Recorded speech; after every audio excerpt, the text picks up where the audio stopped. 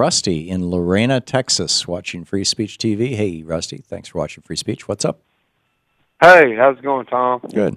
What's on your mind? Well, I originally called him Guantanamo, but you had to mention Jack Ruby, so I have to mention that my dad used to play saxophone for Jack Ruby in his clubs down in Dallas, Texas. Oh, really? Wow. Yeah, that's pretty cool. Well, he knew what was going on in that town, I'll tell you. I guess he did. And anyway, the thing I wanted to say about Guantanamo is I voted for Obama because I'm from Texas, and I knew George Bush.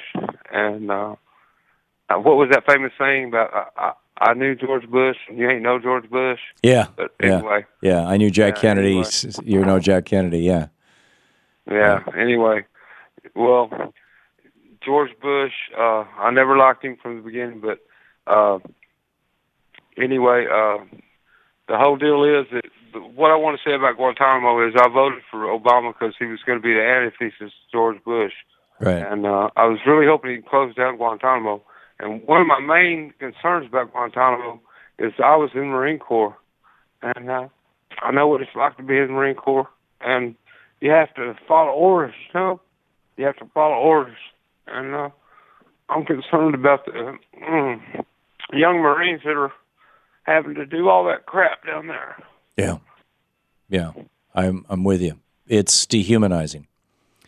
Yes, for both sides. That's right. That's all I got to say about that. Okay, Rusty, thank you for the call. Thanks for the heartfelt sharing.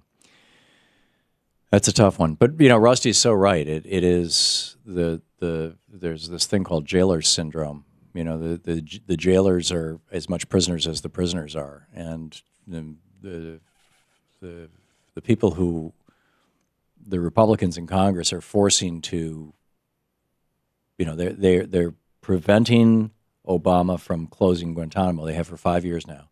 Every year pass a law saying he can't spend federal money to close Guantanamo.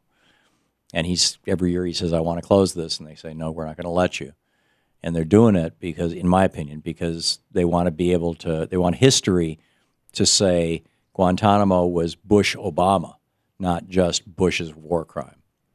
And these, not only are the prisoners being injured by this, but the soldiers and Marines who are guarding them and who are force feeding them and whatnot, they're being brutalized by the same system.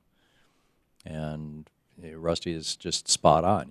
You're in the military, you have to take orders, and sometimes that involves taking orders to do really horrible things, and that leaves deep, deep scars, deep wounds.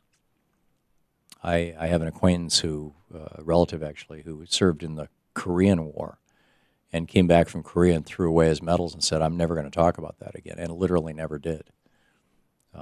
During that war, our soldiers, because the North Koreans were sending women up to the front lines, civilians up to the front lines with hand grenades in their armpits, and then they'd lift their hand, they'd get close enough to the soldiers, they'd lift their hands and the hand grenades would go off and they'd kill the American soldiers. And so the American soldiers started just mowing down civilians who were fleeing, who were coming toward them, because they didn't know if they were carrying hand grenades. And it was just like so many people came back from South Korea, from the Korean War, with just horrible PTSD. I know one of them. We'll be back.